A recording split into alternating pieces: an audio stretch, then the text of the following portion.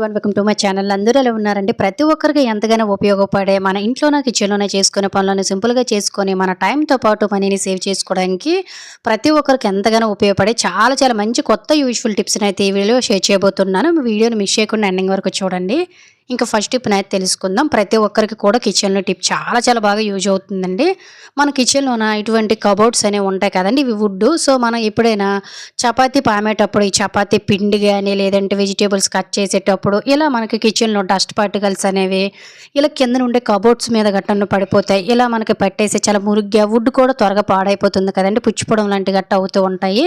అసలు ఇక్కడ మనకి ఎటువంటి మురుకు గాని, పిండి గాని ఏది కూడా పడకుండా ఉండాలంటే సింపుల్‌గా ట్రై చేయండి. సో, నేను నైట్ టైమ్ చపాతీ చేసేటప్పుడు వెజిటబుల్స్ అనేవి కట్ చేసేటప్పుడు గట్టను ఇక్కడ ఎక్కువగా పిండి అనేది పడిపోయి చూసారు కదా! ఎలా అయిపోయిందో. సో, నాకప్పుడు ఈ థాట్ వచ్చిందనమాట. ముందైతే ఇలా ఉన్నదంతా కూడాను ఎక్కడి వరకు వస్తుందో అంతవరకు కూడాను ఒక బ్రష్ అనేది తడి చేసేసి ముందు వచ్చిన వరకు కూడా మురుకునంతా క్లీన్ చేసేసానండి. ఆ తర్వాత ఒక క్లాత్‌తో తుడిచేసుకున్న తర్వాత నెక్స్ట్ మనకి వుడ్ అనేది పాడైపోకుండా ఉండడం కోసం ఈ విధంగా మనకి ఇక్కడైతే సో, టేప్స్ అనేవి మనకి హార్డ్వేర్ షాప్‌లో దొరుకుతుందండి. ఇది చాలా చాలా బాగా యూజ్ అవుతుందనమాట. పైన మనకి సిల్కీ వస్తుంది.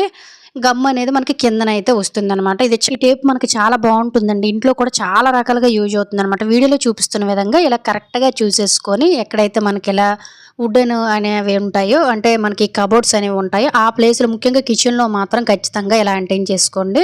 సో, చూసారు కదా! నేను మొత్తం కూడాను ఎక్కడెక్కడైతే ఇలా మనకి చపాతీ పిండి గాని, మురుకంతా పడుతుందో ఆ ప్లేస్‌లో పెట్టేసుకొని మళ్ళీ ఒక్కసారి ఈ విధంగా చేత్తోటి జస్ట్ టేప్ చేసేసారంటే జస్ట్ ఇలా అతికిపోతుందనమాట. దీని మీద వాటర్ పడినా, ఒకవేళ డస్ట్ ఏది పడినా కూడాను అస్సలు నిలబడదండి ఇది.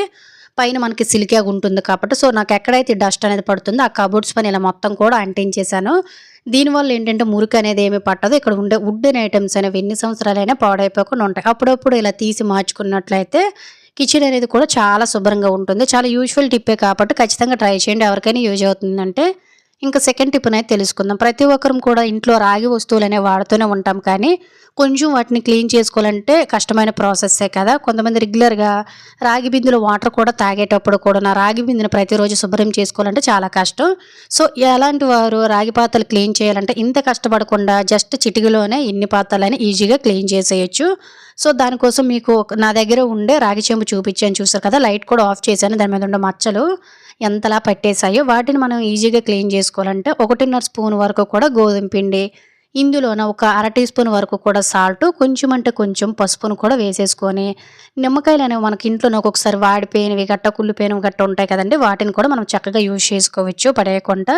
ఈ రెండిటిని మొత్తం కూడా ఏంటంటే మొత్తం ఇవన్నీ మిశ్రమాన్ని వేసుకున్నాం కదా! ఇందులో కొంచెం కొంచెం వాటర్‌ని వేసుకుంటూ లూజ్‌గా మనమైతే చక్కగా మిక్స్ చేసుకొని మిశ్రమాన్ని తయారు చేసుకోవాలండి. మీకు వీడియోలో కనిపించాలని నేనైతే మిశ్రమాన్ని ఎక్కువ తయారు చేశాను కానీ, జస్ట్ మీరు ఒక అర టీ స్పూన్ ఇటువంటి చిన్న చెంబులకైతే తీసుకున్నట్లయితే గోధుమ పిండి సరిపోతుంది. మనం ఒక బిందె మొత్తం కూడా తోముకోవడానికి మిశ్రమం అనేది యూజ్ అవుతుంది. సో, వీడియోలో చూపిస్తున్న విధంగా మనం క్లీన్ చేయవలసిన అవసరమే లేదండి. జస్ట్ మీకు టైం ఉందనుకోండి ఇలా కొంచెం అప్లై చేసి ఒక నిమిషం పక్కన పెట్టేసి తర్వాత వాష్ చేసేసుకున్నా కూడా ఎంత మురికిగా ఎంత మచ్చలు పట్టేసిన రాగి పాత్రలైనా కూడా చాలా చాలా ఈజీగా క్లీన్ అయిపోతాయి. రాగి పాత్రల్లో చాలా మంది క్లీన్ చేసుకోలేక వాడలేక పక్కన పెట్టేస్తూ ఉంటారండి. సో, సింపుల్‌గా ఇలా రాగి పాత్రలను ప్రతిరోజు కూడా వాడుకుంటూ ఎప్పుడు కావాలంటే అప్పుడు చాలా చక్కగా ఈజీగా క్లీన్ చేసేయొచ్చు. ముఖ్యంగా మనం సంక్రాంతికి అలాగే ఒక్కొక్కసారి శ్రావణ మాసానికి గట్టున్న అటుకుల పైన గట్టున కబోర్డ్స్‌లో ఉండేవి తీసి తోముతూ ఉంటాం కదండీ! అప్పుడు కూడా ఈ చిట్కా చాలా బాగా యూజ్ అవుతుంది.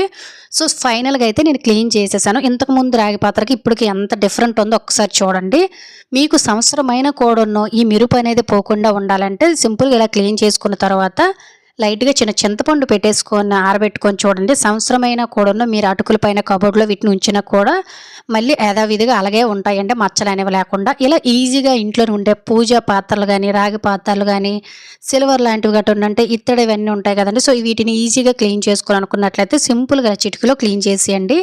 దీనివల్ల మన రాగి పాత్రలనేవి మెరిసిపోవడమే కాకుండా సింపుల్‌గా పని కూడా అయిపోతుందండి. మనలో చాలా మందికి ఆడవారికైనా, మగవారికైనా ఎక్కువగా పులిపీలనేవి వచ్చేస్తూ ఉంటాయి కదా! కొంతమందికి ఒకటి, 2 వస్తే కొంతమందికైతే ఇంకా మెడ చుట్టూ కూడా చాలా ఎక్కువ వచ్చేసి కొంతమందికి అయితే నొప్పి కూడా వచ్చేసి చాలా ఇబ్బంది పడిపోతూ ఉంటారండి. ఎటువంటి నొప్పి అనేది లేకుండా పులిపిల్ని చాలా చాలా ఈజీగా 4-5 రోజుల్లోనే ఏ విధంగా తొలగించాలనేది తెలుసుకుందాం.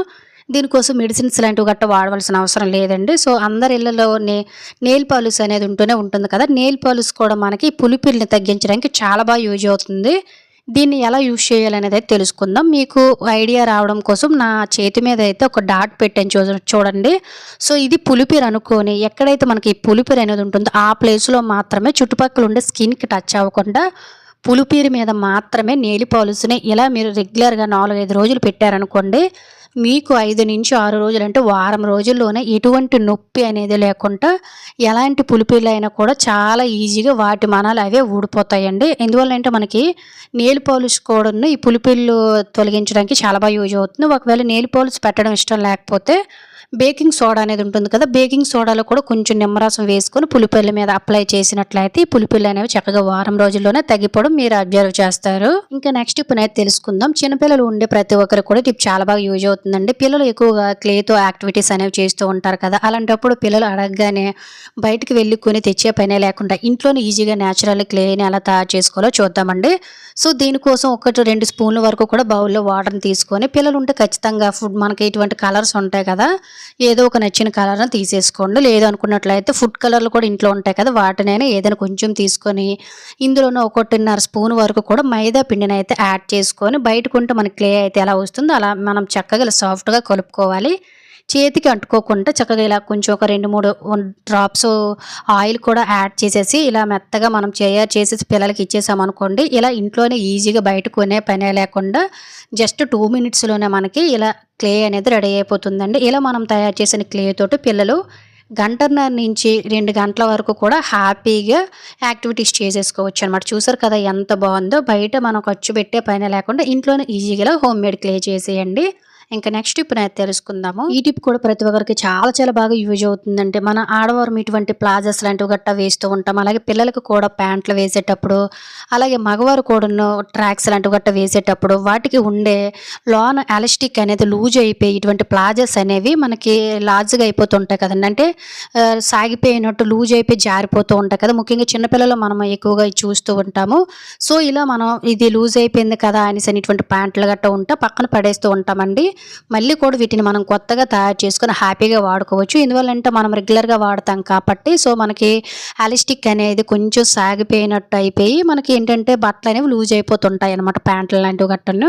సో, ఇటువంటివి మళ్ళీ కూడా నార్మల్ స్టేజ్‌లోకి రావాలనుకున్నట్లయితే సింపుల్‌గా వీడియోలో చూపిస్తున్న విధంగా ఇటువంటి బకెట్‌కి గాని లేదంటే ఏదైనా కొంచెం వెడల్పుగా ఉండే దానికి ప్యాంట్‌ని గాని అంటే మనకి ఏ ప్లాజా లేదంటే ఏ ట్రాకు, ఏ ప్యాంట్ అనేది మనకు లూజ్ అయిపోయిందో అక్కడ వీడియోలో చూపిస్తున్న విధంగా ఆ ఎలాస్టిక్ దగ్గర కొంచెం ఐరన్ బాక్స్‌ని వేడి చేసేసి ఆ వేడిని ఆ ఎలాస్టిక్ పైన కొంచెం అంటే కొంచెం రుద్దామనుకోండి ఎలాస్టిక్ వేడికి దగ్గరికి కూడుతుందనమాట. దానివల్ల మనకేంటంటే లూజ్ అయిపోయిన ప్యాంట్ అంతా కూడా దగ్గరికి ఎలాస్టిక్ అంతా కూడా కూడుతుంది కాబట్టి సో, ప్యాంట్ అనేది నార్మల్‌గా మనం కొనేటప్పుడు ఎలా ఉంటుందో సో, అదే విధంగా అయిపోతుందనమాట. సో, మనం రెగ్యులర్‌గా వాడతాం కాబట్టి సో, ఇది ఎలా అయిపోతుంది.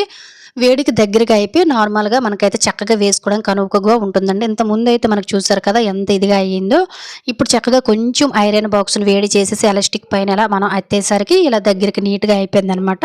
ఇలా లూజ్ అయిపోయి అనేసిన బట్టలు పక్కన పడేయకుండా ఇలా ఒక చిన్న ట్రిక్‌ని ట్రై చేయండి. మళ్ళీ మనం చక్కగా హ్యాపీగా మన బట్టలు వాడుకోవచ్చు. ఈ టిప్ గనుక యూజ్ అయినట్లయితే ఒక లైక్ చేయడం అయితే మర్చిపోకండి. ఇంకా నెక్స్ట్ టిప్‌నైతే తెలుసుకుందాం. ఒక్కొక్కసారి ఇంటిని ఎంత పరిశుభ్రంగా ఉంచుకున్నా ఇంట్లోనే ఈవినింగ్ అయ్యేసరికి ఈగలు, దోమలు, పురుగులనేవి వచ్చేసి ఒక్కొక్కసారి ఇల్లు కూడా బ్యాడ్ స్మెల్ అనేది వచ్చేస్తుంది కదా! ఇంట్లో నుండే బ్యాడ్ స్మెల్ పోయి దోమలు, ఈగలు, పురుగులు రాకుండా ఉండాలంటే సింపుల్‌గా ఇలా ట్రై చేయండి. ఏమీ లేదు వీడియోలో చూపిస్తున్న విధంగా ఒక్క ఉల్లిపాయని తీసుకొని చిన్నది వీడియోలో చూపిస్తున్న విధంగా గోతులకు మధ్యలోనైతే చేయండి. అలాగే ఫ్రెండ్స్ ఇంకో చిన్న రిక్వెస్ట్ ఈ వీడియో కనుక మీకు యూజ్ అయినట్లయితే ఒక లైక్ చేసి ఇటువంటి యూజ్ఫుల్ టిప్స్‌ని మీ ఫ్రెండ్స్ అండ్ ఫ్యామిలీకి షేర్ చేసి మన ఛానల్‌ని ఫాలో అవ్వడం అయితే మర్చిపోకండి. ఇలా ఉల్లిపాయ మధ్యలో కొంచెం గోతులా తయారు చేసేసుకున్నాం కదా! ఇందులోన కొంచెం అంటే కొంచెం వాము గింజలు వేసేసుకోండి. ఒక 10-15 వాము గింజలు వేసుకుంటే సరిపోతుంది. అలాగే ఇందులోన 1-2 చిటికెల వరకు కూడా పసుపును కూడా యాడ్ చేసుకోండి. వాము ఘాటు వల్ల ఇంట్లో నుండే దోమలనేవి చనిపోతాయన్నమాట. ఆ తర్వాత ఇంట్లో ఎప్పుడైనా బ్యాడ్ స్మెల్ అనేది వచ్చిందనుకోండి కొంచెం జవ్వాది పౌడర్ వేసుకోండి. జవ్వాది పౌడర్ చాలా చాలా మంచి స్మెల్ వస్తుంది దీపం వెలుగుతున్నంత సేపు. మనకేంటంటే ఈ చలికాలంలో ఎక్కువగా చెమ్మ అనేది ఉంటుంది కదండీ. ఎండ తక్కువగా ఉండడం వల్ల ఇల్లు అనేది కొంచెం స్మెల్ వస్తుంది కదా! అప్పుడు ఈ చిట్కా చాలా బాగా యూజ్ అవుతుంది. అలాగే ఒక కర్పూరం బిళ్ళను లేదంటే ఒక అరముక్క కర్పూరాన్ని అయినా కూడా మెత్తగా పౌడర్ చేసి ఇందులో వేసేసుకొని ఇందులో మీ దగ్గర ఉంటే వేప నూనె నువ్వుల నూనె వేసుకోండి. నేను నార్మల్ దీపారాధన ఆయిల్ వేస్తున్నాను. ఆ తర్వాత మధ్యలో ఒక ఒత్తిని పెట్టేసుకొని చక్కగా దీపం వెలిగించేసి ఈవినింగ్ టైంలోన డోర్‌లన్నీ లాక్ చేసేసిన తర్వాత దీన్ని వెలిగించి ఇంట్లో పెట్టండి. ఇల్లంతా మంచి సువాసన భరితంగా ఉండడమే కాకుండా ఈ వాసనకి, ఘాటుకి ఇంట్లోని ఉండే దోమలు, ఈగలు, పురుగులు లాంటివన్నీ కూడా బయటకు పోవడము, లేదంటే చనిపోవడం లాంటివి జరుగుతాయండి. సో, ఇలా ఈసారి దోమలు ఎక్కువగా ఉన్నటప్పుడు ఈ చిన్న చిట్కాని ట్రై చేయండి. ఇటువంటి టిప్స్ కోసం please follow my page. Thank you for watching. By by.